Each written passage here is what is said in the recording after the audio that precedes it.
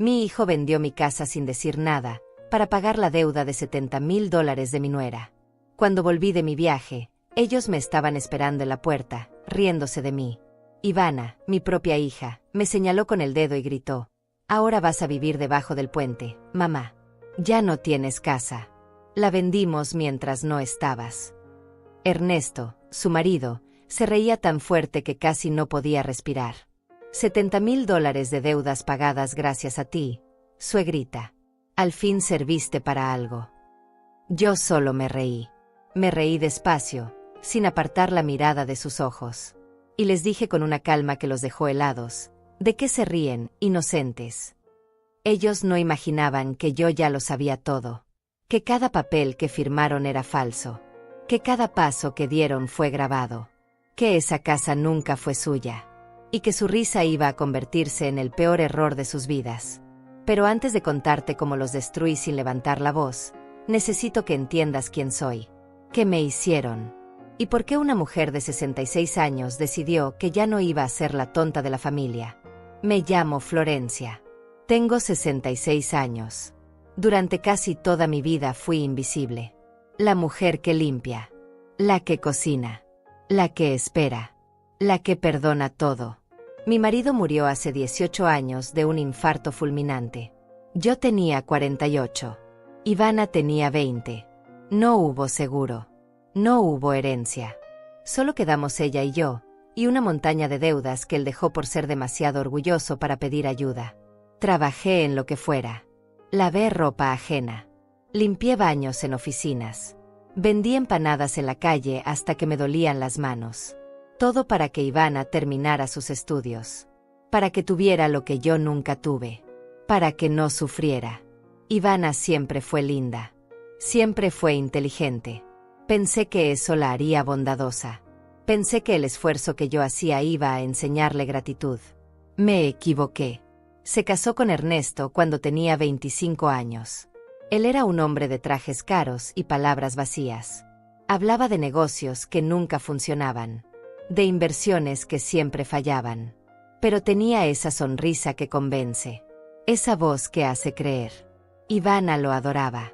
Yo desconfié desde el primer día, pero callé. Una madre no debe arruinar la felicidad de su hija, ¿verdad? Eso me dijeron siempre. Eso creí siempre. Después de la boda, las visitas se volvieron raras. Primero venían una vez al mes. Luego cada 3 meses. Después solo en Navidad, y se iban antes de la cena. Siempre con prisa. Siempre con excusas. Yo vivía sola en una casa pequeña de 2 habitaciones, con un patio donde sembraba tomates, cilantro y un rosal que planté el día que enterramos a mi marido. No era una mansión, pero era mía. Comprada con años de trabajo, con sudor, con noches sin dormir. Cada ladrillo de esa casa tenía mi nombre grabado en silencio. Las mañanas eran iguales. Me levantaba a las 6. Preparaba café en la cafetera vieja que hacía un ruido como de tos. Barría el patio. Regaba las plantas. A veces pasaba mi vecina Romana. Ella también era viuda. También vivía sola.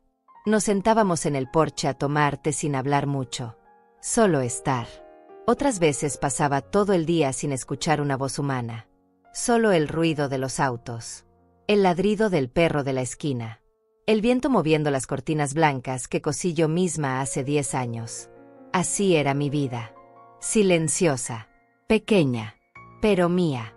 Hace 2 meses, un martes por la tarde, Ivana apareció sin avisar. Tocó la puerta con fuerza. Cuando abrí, me abrazó. Fue un abrazo raro, demasiado apretado, demasiado largo. Como si estuviera actuando. «Mamá, necesito hablar contigo», dijo con voz suave. Entró a la casa y se sentó en el sillón de la sala como si fuera dueña del lugar. Ernesto venía detrás, con su teléfono en la mano, sin saludar. Solo asintió con la cabeza y se quedó parado junto a la puerta. «Mamá, estás envejeciendo», dijo Ivana. «Te veo cansada. Te veo enferma. Necesitas hacerte chequeos. Tienes que cuidarte». Yo la miré sin entender. No me sentía enferma. Sí, me dolían las rodillas. Sí, subir escaleras me costaba más que antes. Pero no era nada grave. No tengo dinero para médicos privados, le dije. Ella sonrió. Por eso vine, mamá. Ernesto y yo queremos ayudarte. Vamos a pagarte un chequeo completo en otra ciudad. 3 semanas. Hotel incluido. Todo cubierto. Tú solo tienes que ir y descansar. Desconfié. No soy tonta. Cuando alguien que te ignora durante años aparece con regalos, algo anda mal. Pero también estaba cansada. Muy cansada. Y una parte de mí quería creer que mi hija todavía me quería. Que tal vez había cambiado. Que tal vez el tiempo la había hecho mejor persona. Hay solo un detalle, dijo Ernesto, sacando unos papeles de su mochila. Necesitamos que firmes esto. Es solo una autorización para que podamos ayudarte con trámites bancarios mientras estés fuera. Por si necesitas algo urgente. Los papeles estaban llenos de letras pequeñas. Yo no tenía mis lentes puestos. Ivana me los acercó con una sonrisa. Es rutina, mamá. Confía en mí. Y ahí estuvo mi error. Confié. Firmé. 3 días después, subí a un autobús con una bolsa pequeña de ropa y me fui. Durante esas 3 semanas lejos de casa, algo extraño pasaba dentro de mí. No era solo cansancio. Era una sensación de vacío que no podía explicar. Los médicos me hicieron estudios, radiografías, análisis de sangre. Todo salió bien. Usted está sana, señora Florencia, me dijeron. Solo necesita descansar más. Pero yo no me sentía sana. Me sentía inquieta. Como si hubiera olvidado algo importante. Como si algo malo estuviera pasando y yo no estuviera ahí para detenerlo. Por las noches, en ese hotel pequeño y frío, me quedaba despierta mirando el techo. Y los recuerdos llegaban solos, sin permiso, como fantasmas que nunca se van del todo. Recordaba cuando Ivana era pequeña. Tenía 5 años y lloraba porque las otras niñas de la escuela tenían loncheras con dibujos de princesas. Yo trabajaba 12 horas diarias en una fábrica de ropa. Ganaba poco, muy poco, pero ahorré durante 2 meses para comprarle esa lonchera. Cuando se la di, ella sonrió. Me abrazó. Me dijo, eres la mejor mamá del mundo. Yo me sentí rica. Más rica que cualquier mujer con dinero. Recordaba cuando tenía 10 años y enfermó de neumonía. Pasé 4 noches sin dormir a su lado en el hospital. Le cantaba canciones bajito para que no tuviera miedo. Le acariciaba el pelo mientras temblaba de fiebre. Los doctores me dijeron que era grave, que tal vez no sobrevivía. Pero yo recé. Recé como nunca había rezado en mi vida. Y ella sanó. Cuando salimos del hospital, me prometí a mí misma que nunca le faltaría nada. Que yo iba a protegerla siempre. Que ella iba a ser feliz aunque yo tuviera que romperme en pedazos. Recordaba su graduación. Yo estaba sentada en la última fila porque llegué tarde del trabajo. Tenía el uniforme de limpieza todavía puesto debajo del abrigo. Ivana subió al escenario a recibir su diploma. Todos aplaudieron. Yo lloré. Lloré de orgullo. Lloré de cansancio. Lloré porque lo había logrado. Ella era profesional. Ella iba a tener una vida mejor que la mía. Eso era todo lo que yo quería. Pero después de la graduación, algo cambió. Ivana consiguió trabajo en una empresa grande. Empezó a vestirse diferente. A hablar diferente. A mirarme diferente. Como si yo fuera un recordatorio incómodo de dónde venía. Como si mi ropa vieja y mis manos ásperas la avergonzaran. Dejó de presentarme a sus amigos. Dejó de invitarme a sus reuniones. Cuando yo la llamaba, siempre estaba ocupada. Siempre tenía algo más importante que hacer. Conoció a Ernesto en una fiesta de la empresa. Él era vendedor. Hablaba lindo. Usaba relojes brillantes. Manejaba un auto que no era suyo, pero lo hacía parecer suyo. La primera vez que lo traje a casa, miró todo con desprecio. Las paredes despintadas. Los muebles viejos. El piso de cemento. No dijo nada, pero no hacía falta. Sus ojos lo decían todo. Cuando se casaron, yo vendí mi único anillo de oro para ayudarles con la fiesta. No era mucho, pero era lo único de valor que tenía. Ivana lo aceptó sin mirarme a los ojos. sin decir gracias. Solo dijo, es lo mínimo que puedes hacer, mamá. Y yo me tragué el dolor. Porque eso hacen las madres, ¿verdad? Se tragan todo. Se rompen por dentro y sonríen por fuera. Después de la boda, casi no los vi. Vivían en un departamento en la ciudad. Yo seguía en mi casa pequeña del barrio viejo. A veces los llamaba. Ivana nunca contestaba. Ernesto me devolvía la llamada días después, con prisa, con fastidio. Florencia, estamos ocupados. No podemos ir a visitarte ahora. Yo decía que entendía, pero no entendía nada.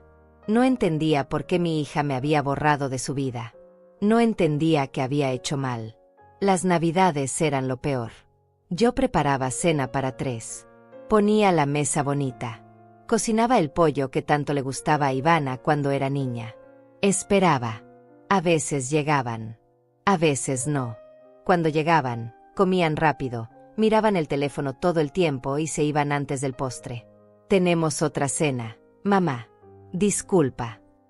Y yo me quedaba sola otra vez, guardando la comida que nadie comió, lavando los platos en silencio, preguntándome en qué momento perdí a mi hija. Hubo una Navidad en que no llegaron. Ni siquiera llamaron. Yo esperé hasta las 11 de la noche. La comida se enfrió. Las velas se derritieron. El teléfono nunca sonó. Me acosté llorando esa noche. Llorando y sintiendo que había fracasado como madre. Que tal vez si hubiera sido más educada, más elegante, más rica, mi hija no me habría abandonado así. Pero incluso en medio de ese dolor, yo seguía amándola. Seguía esperando que algún día volviera. Que algún día me abrazara de verdad. Que me dijera, perdóname, mamá. Perdóname por hacerte sentir invisible. Esa esperanza me mantenía viva. Esa esperanza también me mantenía ciega. Y ahora, acostada en esa cama de hotel, con los estudios médicos en la mesa de noche y el silencio pesado de la noche, algo dentro de mí empezaba a despertar. Una voz pequeña. Una voz que llevaba años callada. Una voz que decía, esto no está bien. Algo malo está pasando. Vuelve a casa. Vuelve ya. Intenté llamar a Ivana. No contestó. Le mandé un mensaje. No respondió. Llamé a la casa. Nadie levantó el teléfono.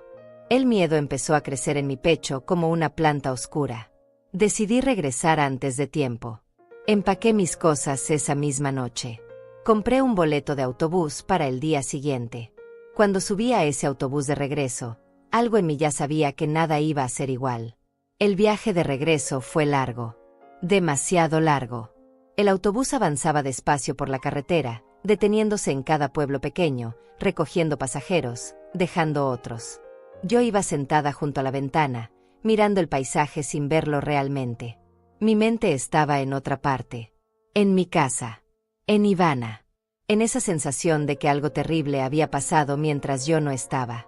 Intenté llamarla otra vez. Nada. Intenté llamar a Ernesto. Tampoco contestó.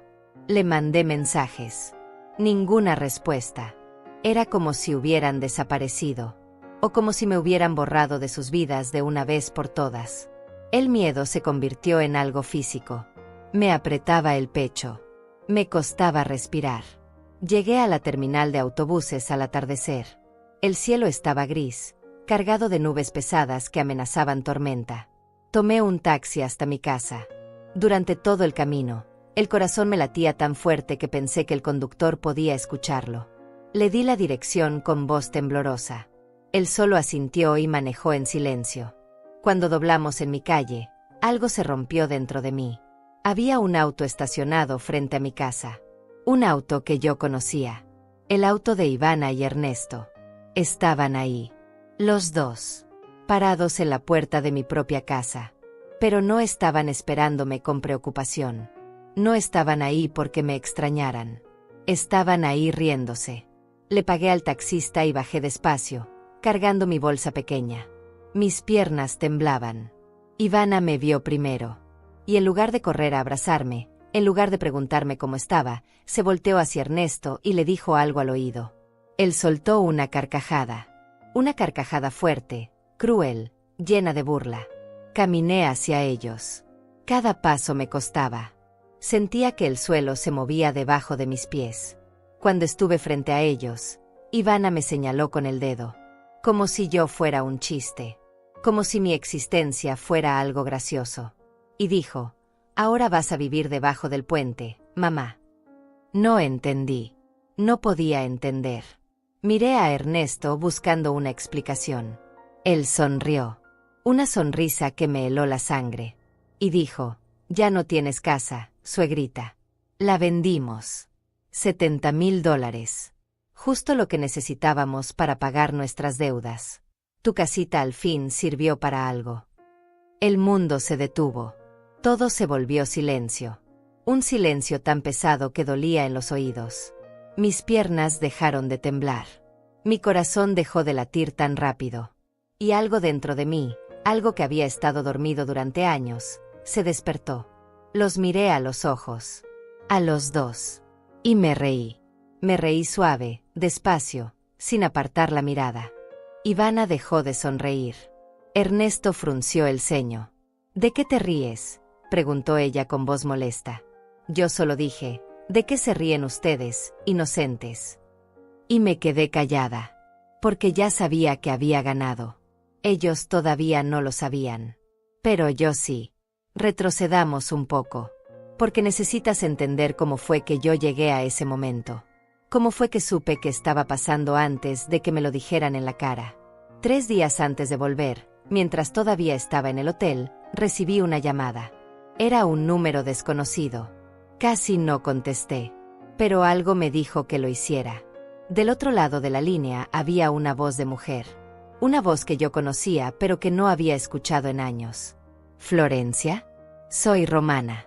Tu vecina. Necesito hablar contigo urgente. Romana. Mi vecina de toda la vida. La mujer con la que tomaba té en el porche. La que también había enviudado. La que entendía el silencio. Ella se había mudado hacía un año a vivir con su hermana en otra ciudad. Yo no sabía que estuviera de vuelta. Romana, ¿qué pasó?, pregunté. Hubo un silencio del otro lado. Un silencio que me dijo que lo que venía iba a doler. Florencia, vine a visitar el barrio esta semana. Pasé por tu casa. Hay gente entrando y saliendo. Hay un cartel de vendido. Vi a tu hija con un hombre sacando tus muebles. Florencia, algo muy malo está pasando. Sentí que el piso desaparecía debajo de mí. ¿Qué estás diciendo?, susurré. Romana respiró hondo. Creo que tu hija vendió tu casa. Sin decirte. Sin tu permiso. Florencia, necesitas volver ya. Y necesitas hablar con alguien que pueda ayudarte. Tengo el número de un abogado. Se llama Raúl Beltrán. Él me ayudó cuando mi hermano intentó quitarme mi herencia. Es bueno. Es honesto. Llámalo ahora. Colgué el teléfono. Las manos me temblaban tanto que casi no podía marcar el número que Romana me había dado. Llamé. Un hombre contestó con voz calmada. Beltrán. Abogado. ¿En qué puedo ayudarle? Le conté todo. Le conté de los papeles que firmé. Del viaje. De la llamada de Romana. Él escuchó en silencio. Y cuando terminé, dijo, Señora Florencia, necesito que me mande fotos de cualquier documento que tenga de su casa. Escrituras. Recibos. Lo que sea. Y necesito que no haga nada hasta que hablemos. ¿Me entiende? Nada. Le mandé todo lo que tenía. Fotos borrosas de papeles viejos que guardaba en una caja. Él las revisó. Y 2 horas después me llamó. Señora Florencia, tengo buenas noticias. Su casa está registrada bajo un fideicomiso que usted creó hace 15 años. ¿Lo recuerda? Y entonces recordé. Hacía años, cuando mi marido murió, un abogado gratuito me había ayudado a proteger la casa. Me dijo que era mejor ponerla en un fideicomiso para que nadie pudiera quitármela si yo tenía deudas o problemas. Yo había olvidado eso completamente. Eso significa, continuó Raúl, que cualquier venta que hayan hecho es ilegal. Falsificaron su firma. Cometieron fraude. Y eso, señora, es un delito grave. Algo cambió en mí en ese momento. Ya no era la mujer asustada. Ya no era la madre que perdonaba todo. Era otra. Era alguien que iba a pelear. Raúl me dio instrucciones claras. No les diga nada todavía. Vuelva a casa. Actúe normal. Déjelos creer que ganaron. Mientras tanto, yo voy a reunir todas las pruebas. Voy a conseguir copias de los documentos que ellos presentaron. Voy a demostrar que la firma es falsa. Pero necesito tiempo. ¿Puede hacer eso por mí, señora Florencia? ¿Puede quedarse callada aunque le duela? Yo le dije que sí, pero no sabía si iba a poder. Quedarme callada siempre fue fácil. Toda mi vida me quedé callada. Pero esta vez era diferente. Esta vez el silencio no era debilidad. Era estrategia. Era poder. Volví en ese autobús con el corazón roto, pero la mente clara. Durante todo el viaje, pensé en cada detalle. En cómo Ivana había aparecido de repente con ese cuento del viaje médico. En cómo Ernesto había sacado esos papeles justo antes de irme. En cómo los dos se miraban entre ellos como cómplices. Todo había sido planeado. Cada palabra, cada gesto, cada abrazo falso. Me habían usado. Me habían mentido. Pero lo peor no era eso. Lo peor era que mi propia hija, la niña que yo cargué en brazos, la niña a la que le canté canciones cuando tenía fiebre, la niña por la que vendí mi único anillo de oro, esa niña me había vendido como si yo fuera un trasto viejo que ya no servía. Cuando llegué a la terminal y tomé ese taxi, ya estaba lista. Ya sabía lo que iba a ver. Ya sabía lo que iban a decirme. Y ya sabía que no iba a llorar. No delante de ellos. Nunca más delante de ellos. Los vi parados ahí, riéndose. Los vi señalarme. Los escuché decirme que ahora iba a vivir debajo del puente. Y yo solo me reí. Porque ellos no sabían. No sabían que yo ya había hablado con Raúl. No sabían que la casa seguía siendo mía. No sabían que cada papel que habían firmado era basura legal. No sabían que estaban cavando su propia tumba. Después de reírme y decirles esa frase que los dejó confundidos, intenté entrar a mi casa. Ernesto se puso delante de la puerta. Esta casa ya no es tuya, suegrita. El nuevo dueño viene mañana a tomar posesión. Así que mejor te vas buscando dónde dormir esta noche. Ivana estaba detrás de él, con los brazos cruzados, mirándome con frialdad. Como si yo fuera una extraña. Como si nunca hubiera sido su madre. Necesito sacar mis cosas, dije con voz tranquila. Ernesto negó con la cabeza. Ya sacamos todo lo que servía. Lo demás lo tiramos. Ropa vieja. Fotos viejas. Basura. Sentí una punzada en el pecho. Mis fotos. Las fotos de mi marido. Las fotos de Ivana cuando era niña. Las fotos de mi madre que ya murió. Todo tirado. Todo destruido. Pero no dije nada. Solo los miré. ¿Dónde está la escritura?, pregunté. Ivana sonrió. Sacó un papel doblado de su bolso. Aquí está. Firmada por ti. Vendida legalmente. $70,000 que nos salvaron la vida. Deberías estar orgullosa, mamá. Al fin hiciste algo útil. Me mostró el papel desde lejos, sin dejármelo tocar. Yo solo asentí. Entiendo, dije. Y me di la vuelta. ¿A dónde vas?, preguntó Ivana con tono burlón. No tienes a dónde ir. Yo no respondí. Solo caminé. Caminé por esa calle donde había vivido durante 30 años. Caminé sintiendo las miradas de los vecinos desde sus ventanas. Caminé con la espalda recta y la cabeza en alto. Porque aunque me habían quitado mi casa, no me habían quitado mi dignidad. Llegué a una banca en la plaza del barrio. Me senté ahí. Saqué mi teléfono y llamé a Raúl. Ya estoy aquí, le dije. Hicieron todo lo que usted dijo que iban a hacer. Él respiró profundo. Perfecto. Eso me facilita las cosas. Ahora escúcheme bien, señora Florencia. ¿Tiene dónde quedarse esta noche? Le dije que no. Bien, dijo él. Yo tengo un departamento pequeño que rento. Está vacío ahora. Puede quedarse ahí el tiempo que necesite. Sin costo. Considérelo un favor. ¿Por qué me ayuda?, pregunté. Hubo un silencio. Y luego Raúl dijo algo que me rompió y me sanó al mismo tiempo. Porque usted me ayudó a mí hace muchos años, señora Florencia. Yo era el hijo de su vecina Herminia. ¿Se acuerda? Mi mamá se enfermó de cáncer cuando yo tenía 17 años. Usted le llevaba comida. Usted cuidaba de mí cuando ella no podía. Usted me pagó mis libros de la escuela cuando no teníamos dinero. Usted nunca me pidió nada a cambio. Y yo nunca olvidé eso. Ahora me toca a mí ayudarla. Y no voy a cobrarle ni un peso. Esto es personal. Lloré. Lloré ahí sentada en esa banca, con el teléfono en la oreja, sintiendo que no todo estaba perdido.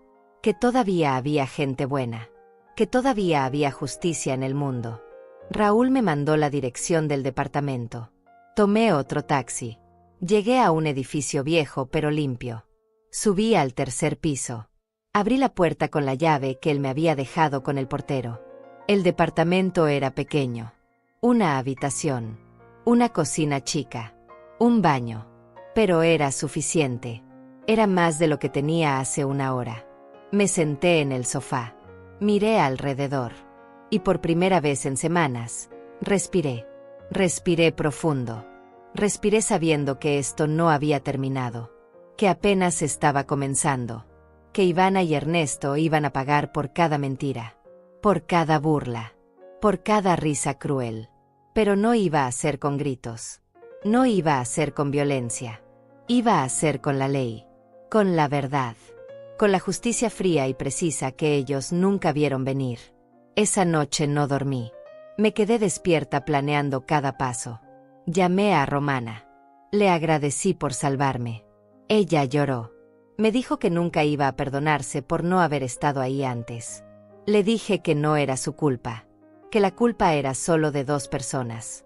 Y que esas 2 personas iban a aprender lo que significa traicionar a quien te dio la vida. A la mañana siguiente, Raúl llegó al departamento temprano. Traía una carpeta gruesa llena de papeles. Se sentó frente a mí en la mesa pequeña de la cocina y abrió esa carpeta como quien abre un libro de secretos. Señora Florencia, dijo con voz seria, lo que voy a mostrarle es grave. Muy grave. Pero necesito que esté preparada. ¿Está lista? Yo asentí. Estaba más que lista. Estaba sedienta de verdad. Raúl sacó el primer documento. Era una copia de la supuesta escritura de venta de mi casa. La firma que aparecía ahí no era mía. Se parecía, sí, pero no era mía. Yo conozco mi propia firma. La he escrito 1000 veces. Esta era una imitación burda. Esto ya es suficiente para anular la venta, dijo Raúl. Pero hay más. Mucho más. Sacó otro papel. Era el documento del fideicomiso que yo había creado hace 15 años. Ese papel dejaba claro que yo era la única persona autorizada para vender esa casa. Nadie más. Ni mi hija. Ni nadie. Ellos ignoraron esto, dijo Raúl. O nunca lo supieron. Presentaron documentos falsos ante el registro público. Eso es falsificación de documentos. Es fraude. Y dependiendo de cómo lo veamos, también puede ser despojo. Pero lo que vino después fue lo que me dejó helada. Raúl sacó un sobremanila. Dentro había fotos. Fotos de Ivana y Ernesto sacando mis muebles de la casa. Fotos de ellos cargando cajas. Fotos de ellos riéndose mientras tiraban cosas a la basura. Romana tomó estas fotos, explicó Raúl. Ella estuvo vigilando. Y también hay más. Sacó su teléfono. Me puso un audio. Era una grabación. La voz de Ivana hablando con alguien por teléfono. Sí, mamá está de viaje. No sabe nada. Para cuando vuelva, ya todo estará vendido. No puede hacer nada. Es una vieja tonta. Firmó sin leer. Siempre ha sido así. Siempre tan confiada. Tan ingenua. Escuchar esas palabras de mi propia hija fue como recibir un cuchillo en el pecho. Pero no lloré. Ya no me quedaban lágrimas para ella. Raúl pausó el audio. Hay más, dijo. Y siguió reproduciéndolo. Ahora era la voz de Ernesto. $70,000, amor. Con eso pagamos todo. Las tarjetas de crédito. El préstamo del auto. las deudas con mis socios. Y nos sobra para irnos de vacaciones. Tu mamá nunca va a saber que la escritura era falsa. Para cuando se dé cuenta, ya será tarde. No tiene dinero para abogados. No tiene a nadie que la defienda. Está sola.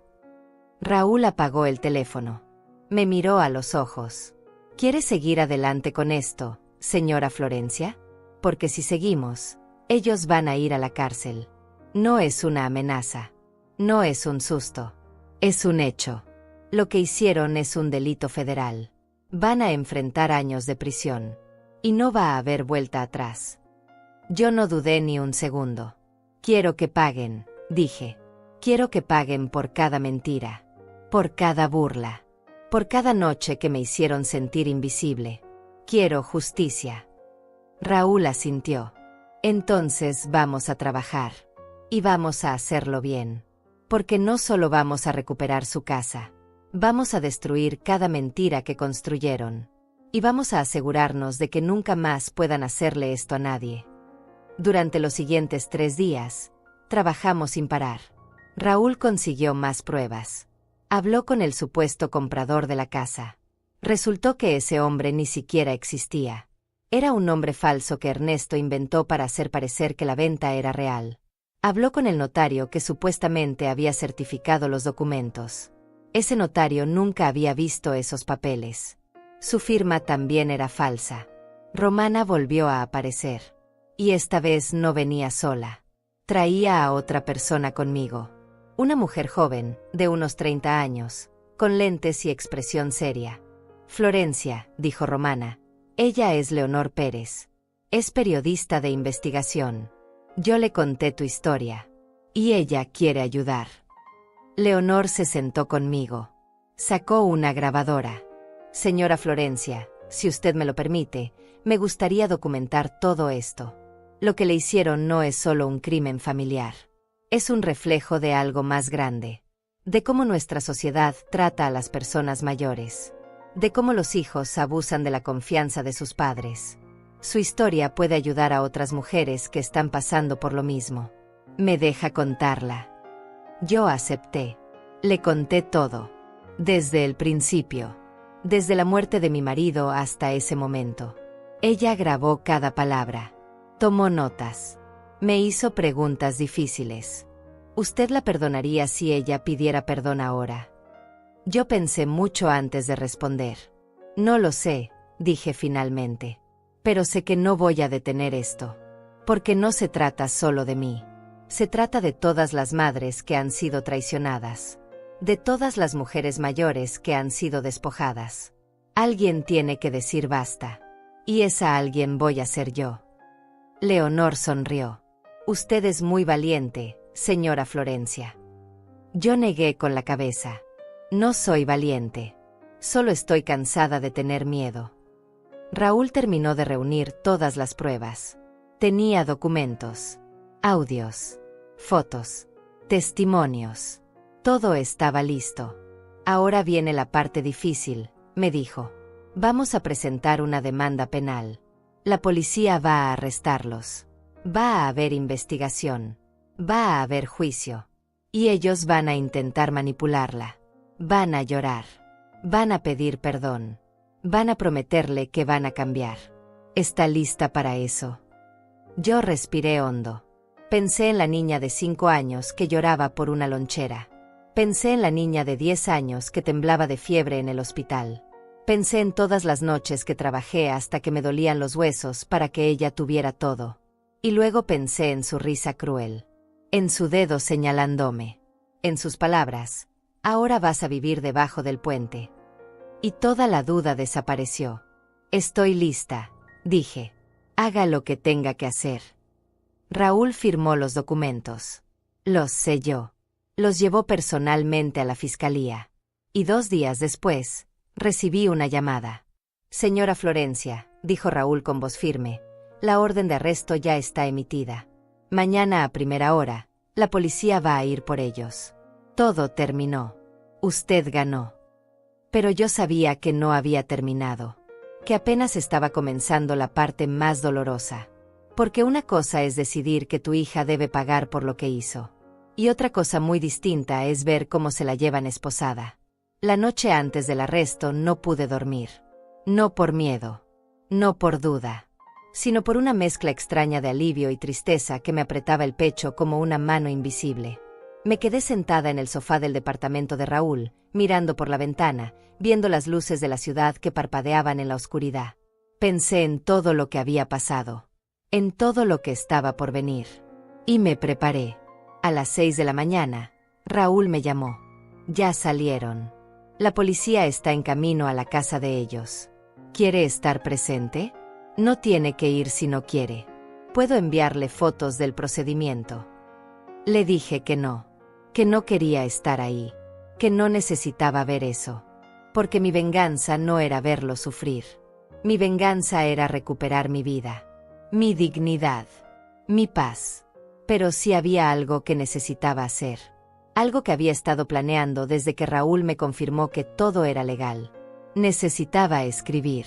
Escribir cada palabra que nunca pude decirle a Ivana. Cada sentimiento que me tragué durante años. Cada verdad que ella nunca quiso escuchar. Me senté en la mesa de la cocina. Saqué un cuaderno viejo que encontré en uno de los cajones del departamento. Y empecé a escribir. No una carta de odio. No una carta de venganza, sino una carta de verdad. Una carta que iba a leer ella. Una carta que iba a leer el juez. Una carta que iba a leer el mundo si era necesario. Ivana, escribí. No sé si algún día vas a leer esto con el corazón abierto. Probablemente no. Probablemente vas a pensar que soy una madre cruel. Que soy una anciana rencorosa. Que te estoy castigando por algo que no mereces. Pero necesito que sepas algo. Necesito que entiendas por qué hice lo que hice. Cuando naciste, yo tenía 26 años. Tu padre y yo éramos pobres. Vivíamos en un cuarto rentado con paredes tan delgadas que podíamos escuchar las conversaciones de los vecinos. No teníamos dinero. Apenas teníamos comida. Pero te tuve en mis brazos y sentí que tenía todo. Sentí que eras mi razón de vivir. Mi motivo para seguir adelante. Te crié sola después de que tu padre murió. Trabajé en trabajos que me rompieron la espalda. Limpié baños. Lavé ropa ajena. Vendí comida en la calle bajo el sol y bajo la lluvia. Todo para que tú pudieras estudiar. Para que tú pudieras tener lo que yo nunca tuve. Y nunca me quejé. Nunca te pedí nada a cambio. Porque así es el amor de madre. Es dar sin esperar. Es romperse sin hacer ruido. Pero tú sí esperabas algo. Esperabas que yo desapareciera. Que me volviera invisible. Que dejara de existir para que no te avergonzara frente a tus amigos. Frente a tu marido. Frente al mundo que construiste sin mí. Y cuando decidiste venderme. Sí, venderme. Porque eso fue lo que hiciste. No vendiste solo mi casa. Me vendiste a mí. Vendiste mi historia.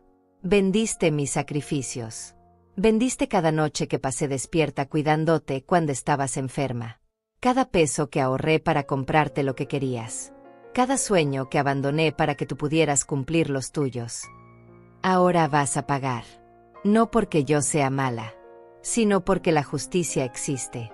Porque las madres también merecen respeto. Porque el amor no puede ser una excusa para el abuso. Y porque alguien tiene que enseñarte que las acciones tienen consecuencias. No espero que me perdones. No espero que me entiendas. Solo espero que algún día, cuando estés sola, cuando ya no tengas a nadie, recuerdes que hubo alguien que te amó más que a su propia vida. Y que tú la destruiste sin pensarlo 2 veces. Terminé de escribir. Doblé la carta. La guardé en un sobre. Y se la di a Raúl cuando vino al departamento esa tarde. Quiero que esta carta sea leída en el juicio, le dije. Él la tomó. La leyó. Y cuando terminó, tenía los ojos húmedos. Esto es poderoso, señora Florencia. Muy poderoso. Va a tener impacto. Pero no me quedé solo con la carta. Había más que hacer. Raúl me había explicado que para que el caso fuera sólido, necesitábamos demostrar no solo que habían cometido un crimen, sino que lo habían hecho con premeditación. Con intención clara de hacerme daño. Y para eso necesitábamos más pruebas. Llamé a Romana. Necesito que me ayudes con algo, le dije. Necesito que hables con los vecinos. Con cualquiera que haya visto algo. Que haya escuchado algo. Necesito testigos. Romana no dudó. Salió esa misma tarde a tocar puertas. A hacer preguntas. A reunir voces. Y los vecinos hablaron. Hablaron de cómo vieron a Ivana y Ernesto sacando mis cosas y riéndose.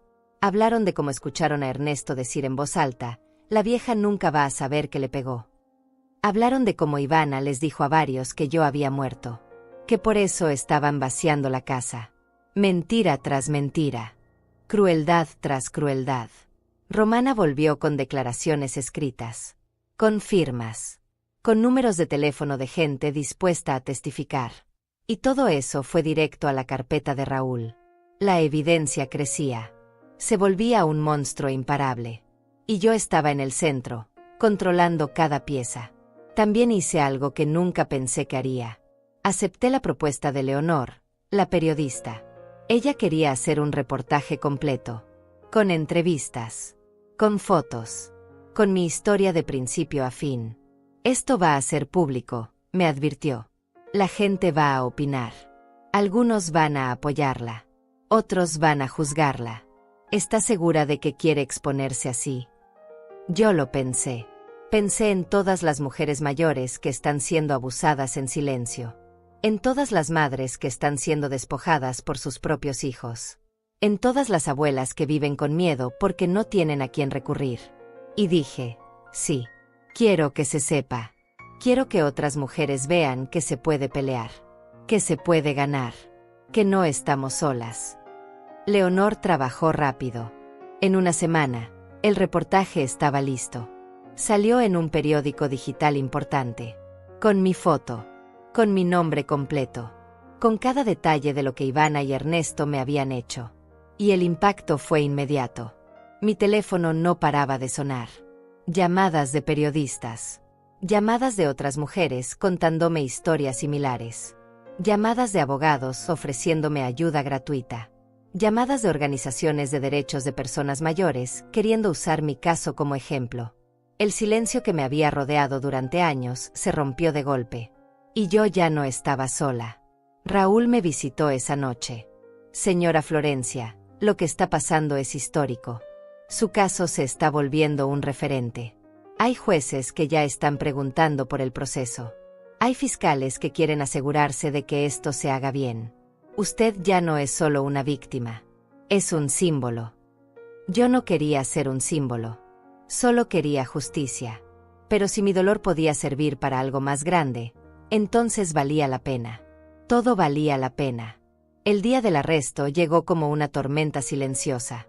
Yo no estuve presente, pero Raúl me llamó minuto a minuto para contarme cada detalle. Llegó la policía a las 7 de la mañana. Tocaron la puerta. Ernesto abrió en pijama. Cuando vio las patrullas, intentó cerrar. Pero ya era tarde. Le mostraron la orden. Él se puso pálido. Gritó el nombre de Ivana. Ella salió corriendo de la habitación. Cuando vio a los policías, empezó a llorar. A gritar que había un error. Que ella no había hecho nada malo. Que yo era su madre y que esto era un malentendido familiar. Raúl hizo una pausa. Respiró hondo. Y continuó. Los esposaron a los dos. Ivana gritaba tu nombre. Decía, mi mamá no haría esto. Mi mamá me ama. Esto tiene que ser un error. Ernesto intentó negociar. Dijo que podían devolver el dinero. Que podían arreglarlo todo. Pero los policías no escucharon. Solo cumplieron la orden. Se los llevaron en patrullas separadas. Los vecinos salieron a ver. Algunos grabaron con sus teléfonos. Ya hay videos en redes sociales. Colgué el teléfono. Me senté en el sofá. Y respiré. Respiré como no había respirado en semanas. Porque algo dentro de mí se liberó en ese momento. No sentí alegría. No sentí triunfo. Solo sentí paz. La paz de saber que la justicia estaba en marcha. Que yo había hecho lo correcto. Que ya no era la víctima silenciosa. Pero lo que vino después fue lo más difícil. 2 horas más tarde, recibí una llamada. Era un número desconocido. Dudé en contestar, pero algo me dijo que lo hiciera. Del otro lado estaba Ivana. Su voz sonaba rota, desesperada. «Mamá», dijo entre sollozos. «Mamá, por favor. Esto es una locura. No puedo creer que me hayas hecho esto. Soy tu hija. Tu única hija. ¿Cómo pudiste?» Me quedé callada.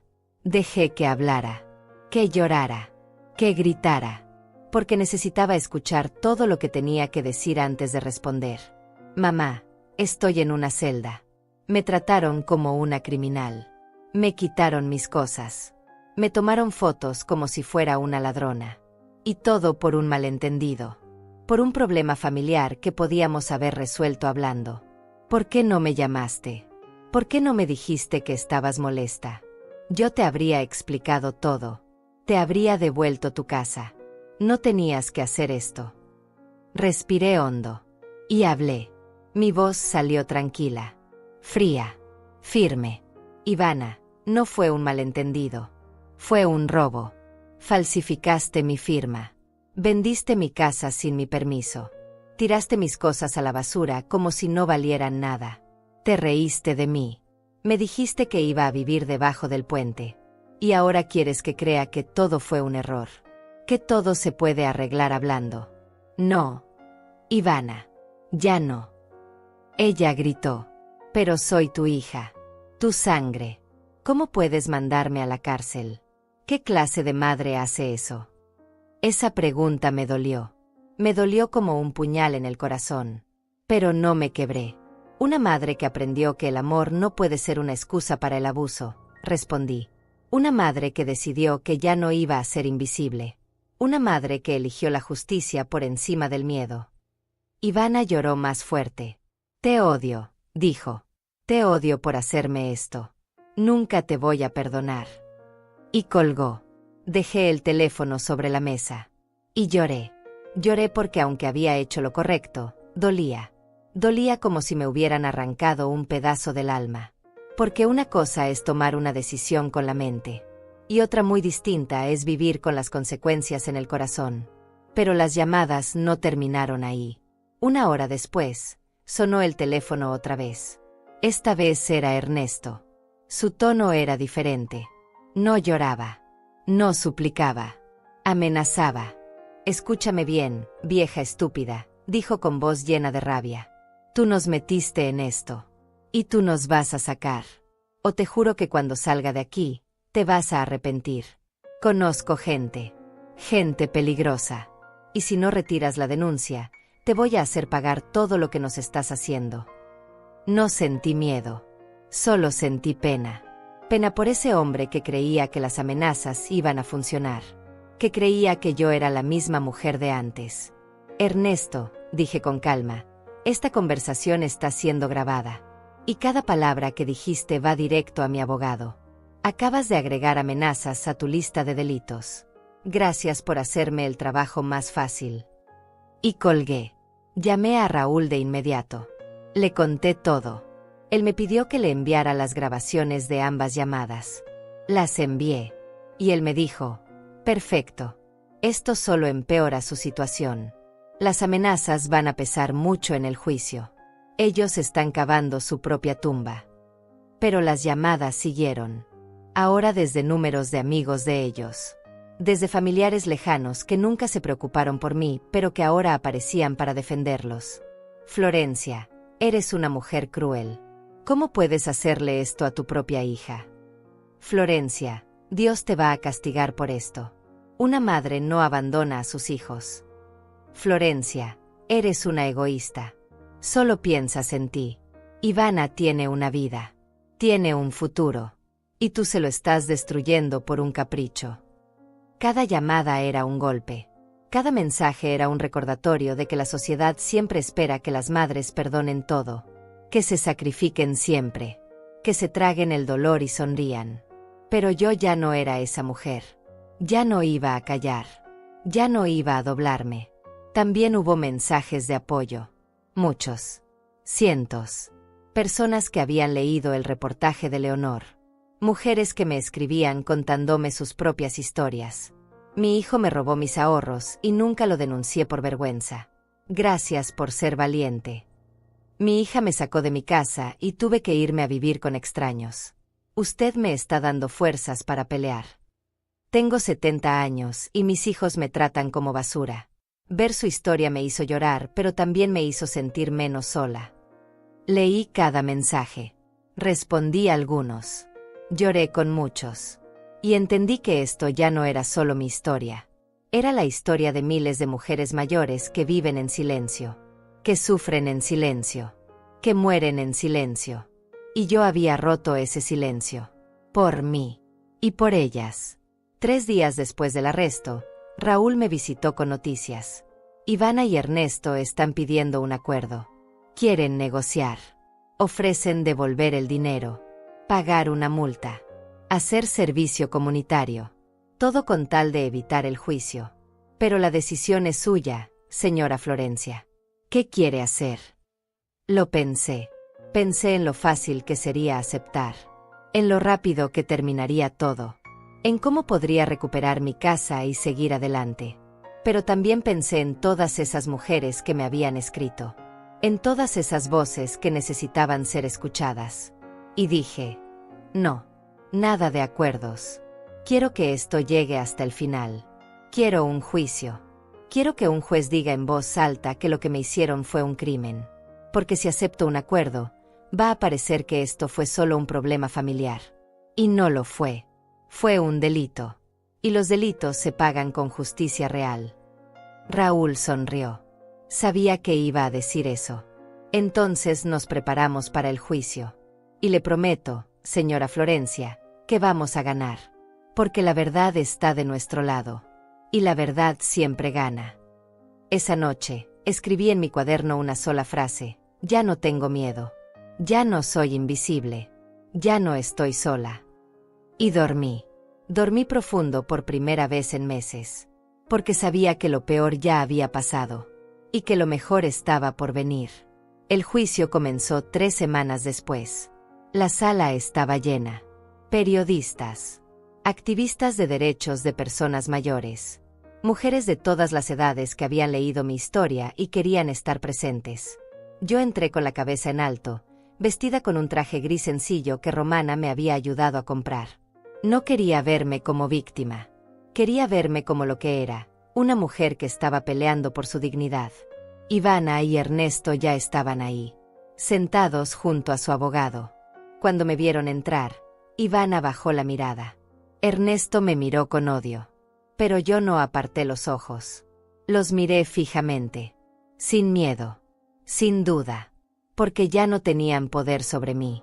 El juez entró. Un hombre mayor, de pelo blanco y expresión seria. Se sentó. Golpeó el martillo. Y dijo: comenzamos. Raúl se puso de pie. Presentó el caso con claridad. Explicó cada detalle.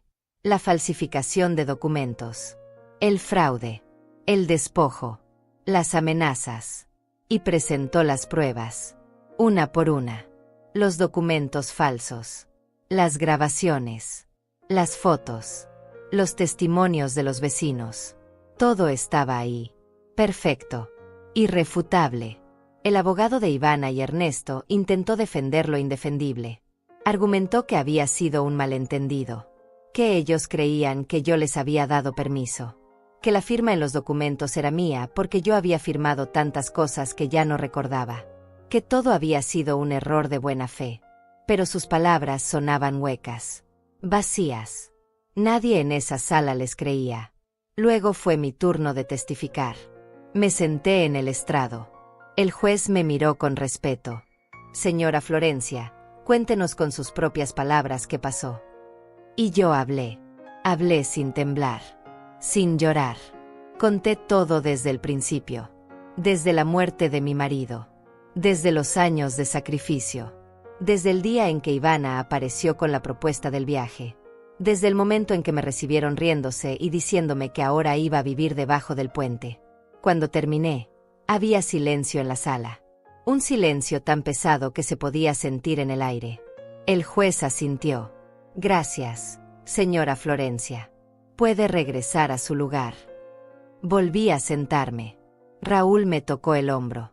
Lo hizo perfecto, susurró. Después fue el turno de Ivana. Subió al estrado llorando. Su abogado le hizo preguntas suaves. Ella respondió con voz quebrada. Yo amo a mi mamá. Siempre la he amado. Sí, cometí un error. Un error terrible. Pero fue por desesperación. Teníamos deudas enormes. $70,000. Íbamos a perderlo todo. Pensé que mi mamá entendería. Pensé que ella querría ayudarnos. Nunca quise hacerle daño. Nunca pensé que esto llegaría tan lejos. Raúl se puso de pie para interrogarla. Su tono era firme pero respetuoso. Señorita Ivana, su madre sabía que usted tenía deudas de $70,000. Ivana negó con la cabeza. No. Le pidió ayuda antes de vender su casa. No. Ella firmó los documentos de venta. Ivana dudó. Yo pensé que sí. Raúl levantó el documento falso. Este documento tiene una firma que no coincide con la firma real de su madre. Tenemos un perito grafólogo que lo confirmó. Usted falsificó esta firma. Ivana empezó a llorar más fuerte. Yo no, fue Ernesto. Él dijo que era la única forma. Ernesto se puso de pie furioso. Eso es mentira. Tú fuiste la que tuvo la idea. El juez golpeó el martillo. Orden. Siéntese, señor Ernesto, o lo sacaré de la sala. Ernesto se sentó. Pero el daño ya estaba hecho. Se habían traicionado entre ellos. Delante del juez. Delante de todos. El abogado defensor intentó recuperarse. Pero ya era tarde. El caso estaba perdido. Y ellos lo sabían. Cuando terminaron los testimonios, el juez pidió un receso. Salimos de la sala. Romana me abrazó. Lo estás haciendo increíble, Florencia. Estoy tan orgullosa de ti. Leonor, la periodista, se acercó. ¿Puedo hacerle unas preguntas rápidas para el artículo de seguimiento? Yo asentí. Ella me preguntó, ¿cómo se siente en este momento? Pensé antes de responder. Me siento libre, dije. Por primera vez en años, me siento libre. El juicio continuó durante 2 días más. Hubo más testimonios, más pruebas, más lágrimas de Ivana, más intentos de Ernesto de culpar a otros. Pero nada cambiaba el hecho de que habían cometido un delito grave, contra su propia madre, contra una mujer de 66 años que solo les había dado amor. Finalmente llegó el día del veredicto. La sala estaba aún más llena que el primer día. El juez entró. Todos nos pusimos de pie. Él se sentó. Abrió una carpeta. Y comenzó a leer. Después de revisar toda la evidencia presentada en este caso, este tribunal encuentra a los acusados, Ivana Telés y Ernesto Palma, culpables de los delitos de falsificación de documentos, fraude y despojo agravado. Ivana soltó un grito ahogado. Ernesto cerró los ojos. Yo no sentí nada. Solo vacío. Un vacío extraño que no era ni triste ni feliz. Solo era final. El juez continuó. Dada la gravedad de los hechos, la premeditación demostrada y el abuso de confianza hacia una persona mayor vulnerable, este tribunal sentencia a Ivana Telés a 4 años de prisión y a Ernesto Palma a 5 años de prisión. Adicionalmente, se ordena la devolución inmediata de la propiedad a la señora Florencia, así como el pago de daños y perjuicios por la cantidad de $100,000. La sala estalló en murmullos. Ivana lloraba sin control. Ernesto gritaba que era injusto, que iban a apelar, que esto no había terminado. Pero el juez golpeó el martillo una última vez. Se levanta la sesión. Y se fue. Raúl me abrazó. Ganamos, señora Florencia. Ganamos todo. Yo asentí, pero no podía hablar, porque aunque había ganado en la ley, había perdido a mi hija. Y eso dolía de una forma que ninguna sentencia podía curar. Cuando salimos del juzgado, había periodistas esperando. Cámaras. Micrófonos. Preguntas lanzadas desde todos lados. Señora Florencia, ¿cómo se siente? ¿Se arrepiente de haber denunciado a su hija? ¿Qué mensaje tiene para otras mujeres en su situación? Raúl intentó protegerme, pero yo le dije que estaba bien, que quería hablar. Me paré frente a las cámaras. Respiré hondo. Y hablé. No me arrepiento de nada. Hice lo que tenía que hacer. No por venganza, sino por justicia. Porque las madres también merecen respeto. Porque el amor no puede ser una excusa para el abuso. Y porque alguien tenía que decir en voz alta que esto no está bien. Que robarle a tu madre no es un error. Es un crimen. Y los crímenes se pagan. Una periodista levantó la mano. ¿Usted perdonaría a su hija si ella le pidiera perdón? Esa pregunta me dolió. Pero respondí con honestidad. No lo sé. Tal vez algún día. Pero ese día no es hoy. Hoy solo quiero recuperar mi vida. Mi casa. Mi paz. Y quiero que todas las mujeres que están siendo abusadas sepan que pueden pelear. Que pueden ganar. Que no están solas. Las entrevistas continuaron. Mi historia se volvió viral. Apareció en noticieros nacionales. En portadas de periódicos. En programas de televisión. Organizaciones de derechos humanos usaron mi caso como ejemplo para impulsar nuevas leyes de protección para personas mayores. Políticos hablaron de mí en el Congreso. Y yo, que había sido invisible toda mi vida, de repente era vista por millones. Pero lo más importante no fueron las cámaras ni los titulares. Fueron los mensajes. Miles de mensajes de mujeres agradeciéndome. Contándome que mis palabras les habían dado valor para denunciar a sus propios hijos. Para pelear por sus derechos. Para dejar de sentir vergüenza por poner límites. Yo les respondía a todas. Una por una. Porque sabía lo que era sentirse sola. Y no quería que ninguna de ellas se sintiera así. Una semana después del veredicto, Ivana me envió una carta desde la prisión. Romana me la entregó. La abrí con manos temblorosas. Decía, mamá, te odio por lo que me hiciste. Pero también te entiendo. Y eso es lo que más me duele. Entiendo que merecía esto. Que te fallé. Que te traicioné de la peor forma posible. No espero que me perdones. Solo espero que algún día puedas recordarme como la niña que fui. Y no como el monstruo en el que me convertí. Leí esa carta 3 veces. Lloré. Y la guardé en un cajón.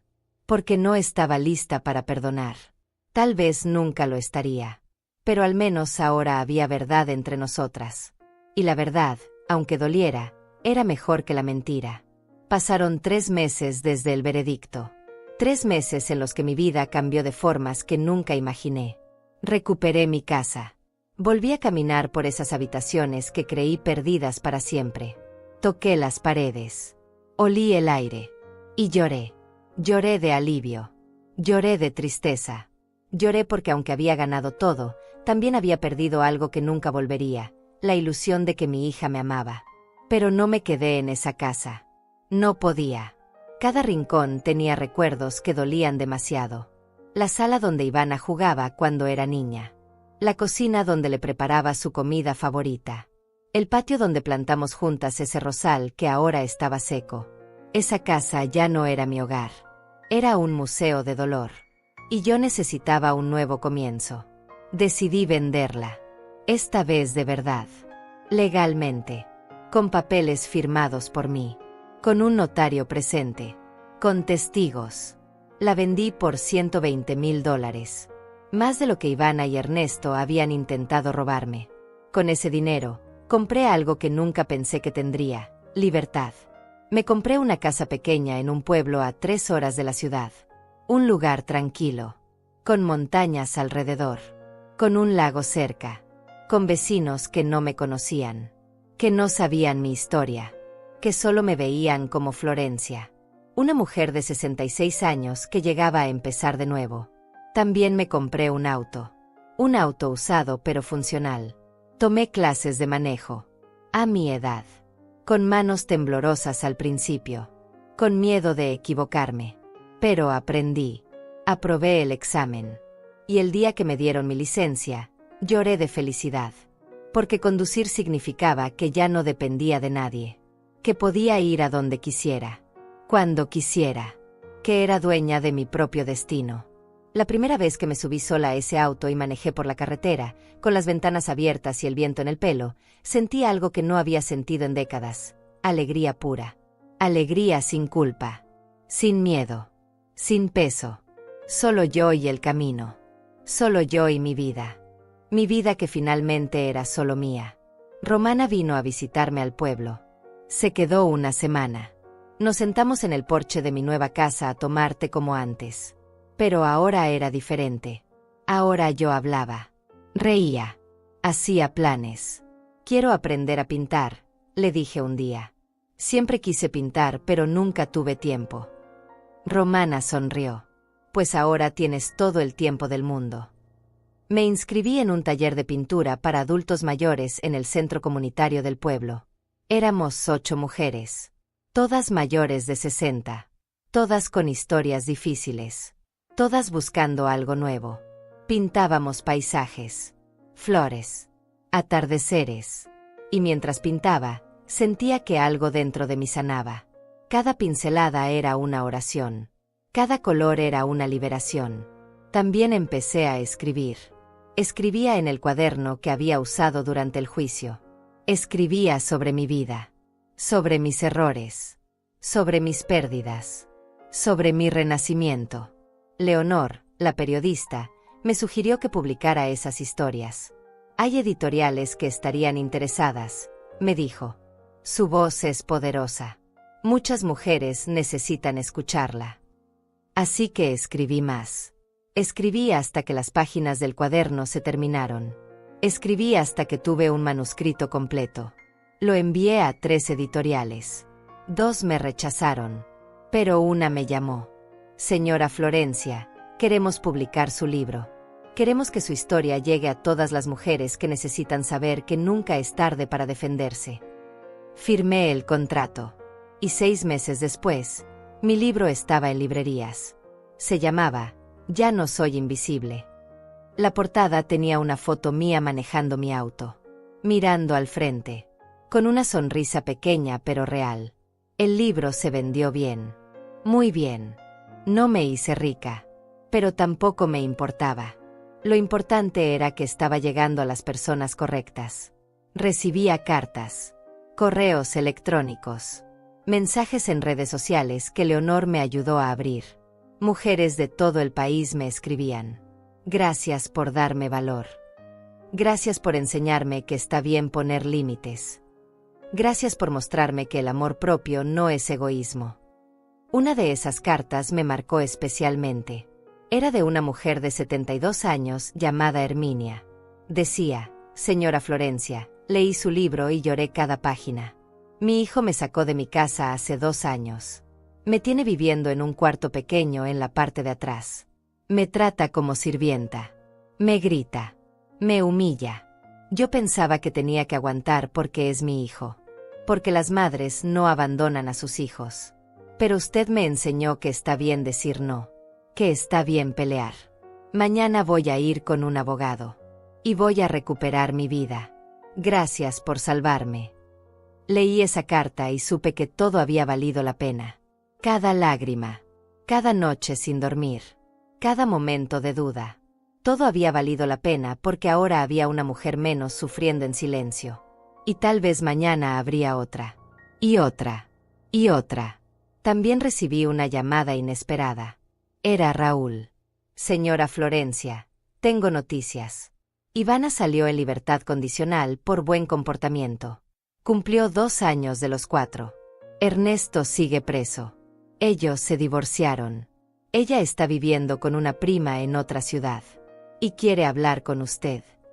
Mi corazón se detuvo. No sabía qué sentir. ¿Qué quiere?, pregunté. Raúl suspiró. No lo sé. Solo dijo que necesita hablar con usted. Que tiene algo importante que decirle.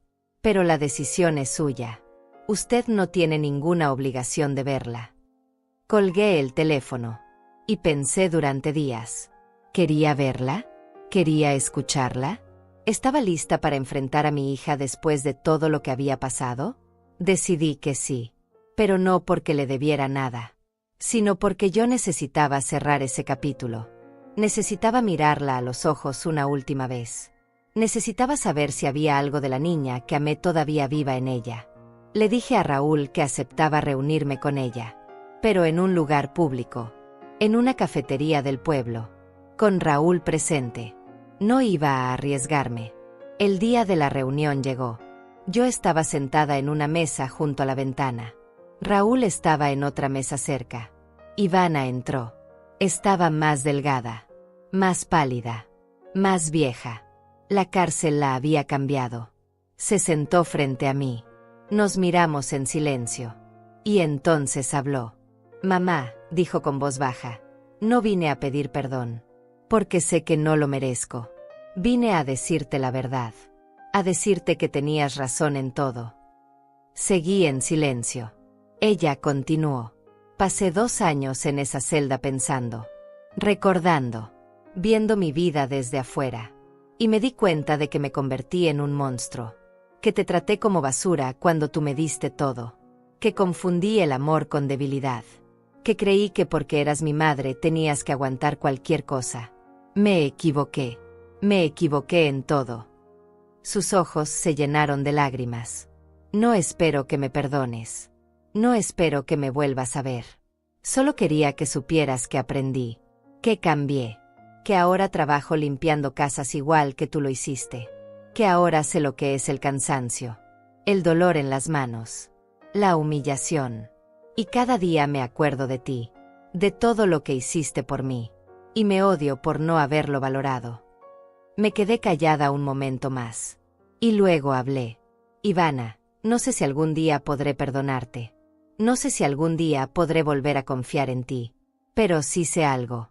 Sé que tú tienes que vivir con lo que hiciste. Y esa es una cárcel peor que cualquier celda. Yo ya soy libre. Recuperé mi vida. Recuperé mi paz. Y eso nadie me lo puede quitar nunca más. Ella asintió. Lo sé, mamá. Y me alegro. Me alegro de que seas feliz. Aunque yo no sea parte de esa felicidad. Se puso de pie. Gracias por verme. No te voy a molestar más. Y se fue. Salió de la cafetería. Salió de mi vida. Y yo me quedé ahí sentada, sintiendo que un peso enorme se levantaba de mis hombros. Raúl se acercó. ¿Está bien? Yo asentí. Sí, estoy bien. Por primera vez en mi vida, estoy realmente bien. Esa noche, volví a mi casa. Me senté en el porche. Miré las estrellas. Y pensé en todo el camino recorrido. Pensé en la mujer que fui. La mujer invisible. La mujer callada. La mujer que se tragaba el dolor y sonreía. Esa mujer ya no existía. En su lugar había otra. Una mujer que sabía defenderse. Que sabía decir no.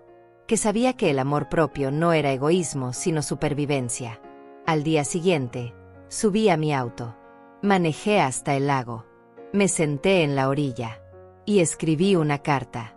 No para Ivana, sino para todas las mujeres que alguna vez se sintieron invisibles. La carta decía: querida mujer que lee esto, tal vez estés sufriendo ahora. Tal vez te sientas atrapada. Tal vez creas que no tienes opciones. Pero te equivocas. Siempre hay opciones.